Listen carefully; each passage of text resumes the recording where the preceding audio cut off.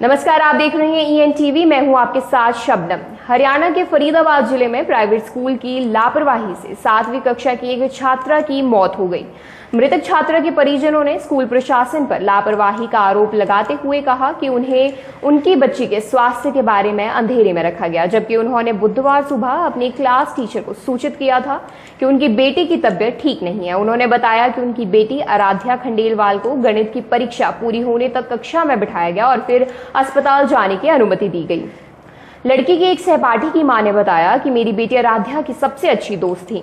उसने मुझे बताया था कि आराध्या सुबह से ही ठीक महसूस नहीं कर रही थी। जब आराध्या ने अपनी क्लास टीचर को बताया कि उसे उल्टी आ रही है तो उसे वॉशरूम जाने के लिए कहा गया। बेचैनी महसूस होने के बावजूद आराध्या को परीक्षा में बिठाया गया। उसे पूरा समय पसीना आ रहा था। उन्होंने बताया कि आराध्या खुद चलने में सक्षम नहीं थी और इसकी आंखें भी बंद हो रही थी। उन्होंने लड़की के माता पिता को उसके स्वास्थ्य के बारे में सूचित नहीं करने के स्कूल के फैसले पर सवाल उठाया। आराध्या दोपहर 1:30 बजे तक कक्षा खत्म होने तक स्कूल में रुकी रही। घर वापस आते समय उसे बस में फिर से उल्टी आई और सीटें गंदी करने के लिए ड्राइवर ने उसे डांटा। आराध्या के पिता अभिलाष खंडेलवाल ने कहा कि उसने घर लौटने के बाद सिर्फ नींबू पानी मांगा था। 1 घंटे बाद लगभग 3:30 पर वे वॉशरूम गई और फिर से उल्टी कर दी। तभी हमें महसूस हुआ कि वे ठीक नहीं थी, लेकिन हमने सोचा कि उस दिन पहली बार उसने उल्टी की थी।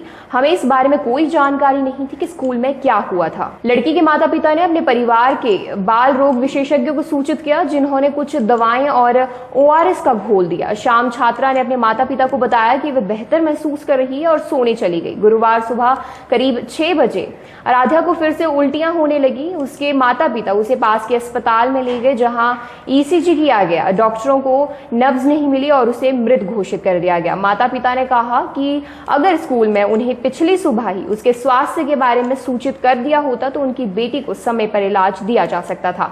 स्कूल प्रिंसिपल ने बताया कि वे सभी कानूनी औपचारिकताएं पूरी करेंगे और किसी भी तरह की जांच में सहयोग करेंगे। उन्होंने कहा कि घटना दुर्भाग्यपूर्ण है, लेकिन ये उसके स्कूल छोड़ने के काफी समय बाद हुआ।